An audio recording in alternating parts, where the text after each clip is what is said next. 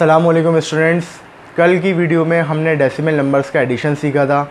आज की वीडियो में हम डेसिमल नंबर की सब्ट्रैक्शन सीखेंगे। कल जो हमने एडिशन सीखा था उसमें हमने एडिशन के 3 सवाल किए थे और आज की वीडियो में भी हम सब्ट्रैक्शन के 3 ही सवाल करेंगे। तो क्वेश्चन नंबर 1 है हमारे पास। क्वेश्चन नंबर 1 लिखा हुआ है 56.78 माइनस 12.34 इक्वल्स टू।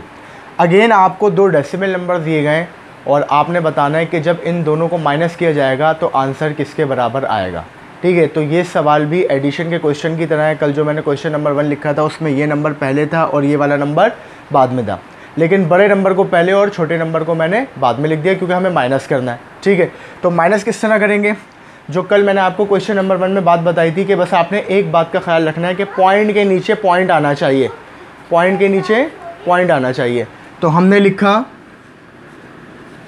56.78 पहला नंबर और बिल्कुल इसी के नीचे हम क्या लिखेंगे 12.34। किस तरह से कि पॉइंट के नीचे हमने लगा दिया पॉइंट। ठीक है, पॉइंट के बाद लिखा हुआ है 3 4 और पॉइंट से पहले क्या लिखा हुआ है 2 और 1 और साइड में हम निशान लगा देंगे माइनस का। ठीक है, ये जो साइड में प्लस माइनस मल्टीप्लाई का निशान लगाया जाता है ये इसीलिए लगाया जाता है ताकि हमें याद रहे कि हम क्या कर रहे हैं, प्लस कर रहे हैं, माइनस कर रहे हैं या फिर मल्टीप्लाई कर रहे हैं। ठीक है, तो हमने माइनस का साइन लगा दिया। अब माइनस कहाँ से करेंगे हम, आपको पता है कि राइट हैंड साइड से माइनस किया जाता है। तो 8 में से जब 4 माइनस करेंगे 4 बचेगा, 7 में से 3 माइनस करेंगे 4 बचेगा, पॉइंट के नीचे बिल्कुल हम पॉइंट लगा देंगे। 6 में से 2 माइनस करेंगे 4 बचेगा और 5 में से जब 1 माइनस करेंगे 4 बचेगा। तो इन 2 डेसिमल नंबर्स को सॉल्व करने पर यानी इन 2 डेसिमल नंबर को माइनस करने पर आंसर क्या आ गया 44.44। ठीक है, एक बार फिर बता रहा हूँ, इसको याद रखिएगा। इसको हम 44.44 नहीं पढ़ेंगे बल्कि इसको हम पढ़ेंगे 44.44।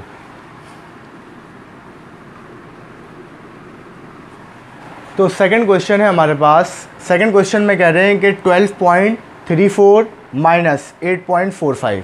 ठीक है, पिछले वाले सवाल में डिजिट्स भी 4 थे और पॉइंट भी 2 नंबर के बाद लगा हुआ था। ठीक है, यानी 2 डिजिट्स के बाद लगा हुआ था, जबकि अब यहाँ पर पहला जो नंबर है इसमें डिजिट्स 4 है, पॉइंट 2 डिजिट्स के बाद है। दूसरे नंबर में डिजिट्स 3 है और पॉइंट 1 नंबर के बाद है। तो आपने वही बात अपने ध्यान में रखनी है कि पॉइंट के नीचे पॉइंट आना चाहिए। ठीक है, तो सबसे पहले हमने लिखा 12.34, बिल्कुल इसी के नीचे लिखेंगे 8.45 और लिखने का तरीका क्या है कि पॉइंट के नीचे ये वाला पॉइंट लगा देंगे। ठीक है, पॉइंट के बाद हमने लिखा 4 5 और पॉइंट से पहले क्या आ जाएगा 8। और कल मैंने आपको एक बात और बताई थी कि आपने एक बात और याद रखनी है कि पॉइंट के अलावा यानी पॉइंट के नीचे तो पॉइंट आना चाहिए, इसके अलावा डिजिट के नीचे भी डिजिट आना चाहिए। इससे आपको एडिशन या सब्ट्रैक्शन में आसानी रहती है। ठीक है, अब सब्ट्रैक्ट करना है यानी माइनस करना है तो राइट हैंड साइड से करेंगे। तो हमने देखा कि 4 में से 5 माइनस नहीं हो सकता। अब 4 को बड़ा बनाने के लिए क्या करेंगे, हम बराबर वाले नंबर से यानी बराबर वाले डिजिट से उधार मांगेंगे। ठीक है, बोरो लेंगे। तो जब 3 अपना 1 इसको देगा तो ये बन जाएगा 14 और 3 ने अपना 1 दे दिया तो 3 क्या बचेगा, 3 बचेगा 2। तो जब हमने 14 में से 5 माइनस किया तो आंसर आया 9।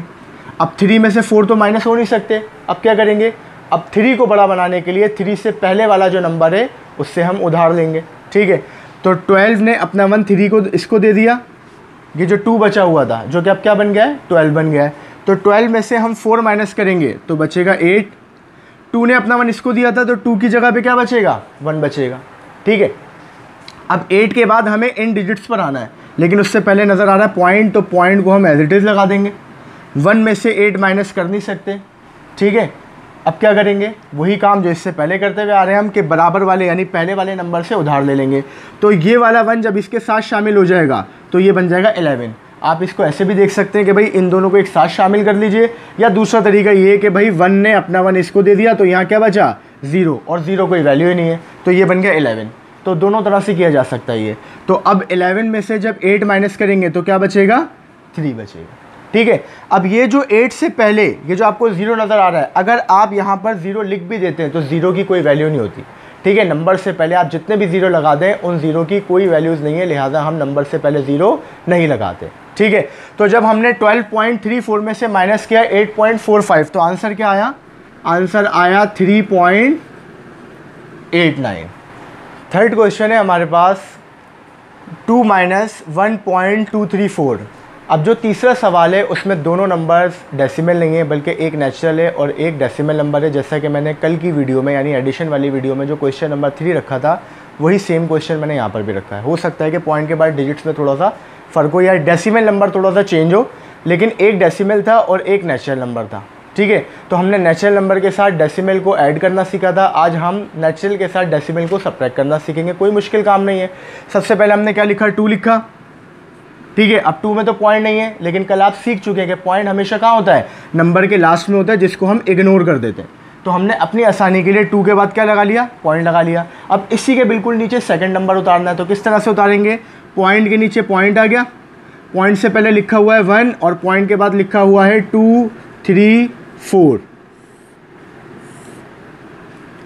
कल मैंने आपको एक बात बताई थी कि पॉइंट के बाद हम जितने मर्जी चाहे ज़ीरो ले सकते हैं, 1, 2, 3, 4, जितनी हमें ज़रूरत होगी।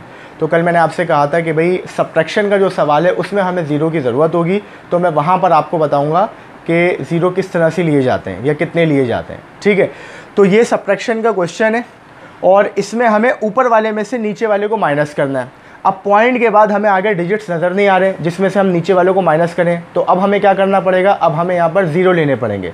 और ज़ीरो कितने लेंगे, जितने डिजिट्स नीचे हैं बिल्कुल उतने ही ज़ीरो आपने ऊपर लेने। अब पॉइंट के बाद आपको 1, 2, 3 डिजिट्स नज़र आ रहे हैं, तो इन्हीं के ऊपर आप 3 ज़ीरो का इजाफा कर देंगे, 0, 0, 0। ऐसा क्यों किया, ऐसा इसलिए किया क्योंकि सब्ट्रैक्शन में हमेशा ऊपर वाले में से नीचे वाले को माइनस किया जाता है। अगर आप ज़ीरो का इजाफा नहीं करेंगे तो फिर आप माइनस नहीं कर सकते।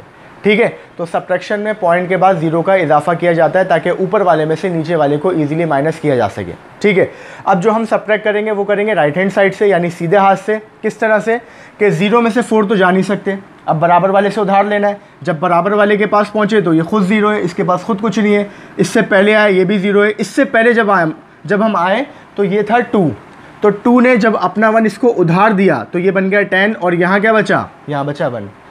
10 ने जब अपना 1 इसको उधार दिया ये बन गया 10 और ये बचा 9। फिर इस 10 ने जब अपना 1 इसको उधार दिया तो ये बन गया 10 और ये क्या बचा, 9। तो मैंने जो आपसे कहा था कि आप डिजिट्स के दरमियान में गैप रखिएगा, स्पेशली सब्ट्रैक्शन के क्वेश्चन में, उसकी वजह ये कि जब आप बराबर वाले से बोरो लेते हैं यानी बराबर वाले से उधार लेते हैं तो आपको 1 का इजाफा करना पड़ता है अपनी आसानी के लिए। बड़े स्टूडेंट्स के तो जहन में ये बात रहती है, लेकिन छोटे स्टूडेंट्स को लिखना पड़ता है ताकि उनको याद रहे कि नंबर पहले क्या था और अब क्या बन गया है। तो उसके लिए अगर बीच में गैप होगा तो ही आप लिख पाएंगे, अगर बीच में आप गैप नहीं छोड़ेंगे तो फिर आपको लिखने में भी प्रॉब्लम होगी और याद रखने में भी प्रॉब्लम होगी। ठीक है, तो 10 में से जब हम 4 माइनस करेंगे तो बचेगा 6, 9 में से 3 माइनस करेंगे बचेगा 6, 9 में से 2 माइनस करेंगे बचेगा 7। पॉइंट एज इट इज़ आ जाएगा और जब 1 में से 1 माइनस होगा तो क्या बचेगा, 0। ठीक है, अब आप सोच रहे होंगे कि अभी तो आपने मना किया था कि भाई नंबर से पहले जो है वो 0 नहीं लिखा जाता, तो फिर अब यहाँ पर 0 क्यों लिख रहे हैं। तो यहाँ पर पॉइंट से पहले 0 आ रहा है। अगर यहाँ पर कोई नंबर आ रहा होता तो उससे पहले हम 0 नहीं लिखते, लेकिन पॉइंट अगर आएगा तो पॉइंट से पहले 0 लिखना ज़रूरी है। और अगर ना भी लिखें तो भी कोई मसला नहीं है, लेकिन आमतौर पर हम क्या करते हैं कि पॉइंट से पहले 0 लगाते हैं ताकि बच्चे को समझने में आसानी हो। ठीक है, तो जब इन दो नंबर्स को हमने माइनस किया तो आंसर क्या है हमारे पास, 0.766। जी स्टूडेंट्स, तो उम्मीद करता हूँ कि जो 3 सवाल मैंने आपको समझाए आपको अच्छी तरह समझ में आ गए होंगे। इस वीडियो के बिल्कुल लास्ट में मैं एडिशन और सब्ट्रैक्शन की जो 2 वर्कशीट्स हैं वो शेयर करूँगा। ठीक है, उन वर्कशीट्स को तमाम स्टूडेंट्स लाजमी सॉल्व कीजिएगा जिन्होंने एडिशन और सब्ट्रैक्शन की वीडियो देख ली है। इससे फ़ायदा क्या होगा कि मैथ में आप जितनी ज़्यादा प्रैक्टिस करेंगे आपका मैथ उतना ज़्यादा स्ट्रॉन्ग होता चला जाएगा। ठीक है, और उन वर्कशीट्स को सॉल्व करने के बाद अपने बड़े बहन भाई, अपने वालिद वालदा या अपने ट्यूशन टीचर को लाजमी चेक करवाइएगा ताकि उनको भी आइडिया हो सके कि भाई आपने डेसिमल नंबर की एडिशन और सब्ट्रैक्शन सीख ली है। अच्छा, इसके अलावा अगर पेरेंट्स ये वीडियो देख रहे हैं तो उनसे मैं रिक्वेस्ट करूँगा कि भाई आप घर में जो भी सामान वगैरह लेकर आते हैं तो कुछ जो आपका सामान होता है वो बॉक्सेस की शक्ल में होता है। ठीक है, डब्बों की शक्ल में होता है और बॉक्स के जो बैक साइड है उसके ऊपर प्राइस लिखे हुए होते हैं।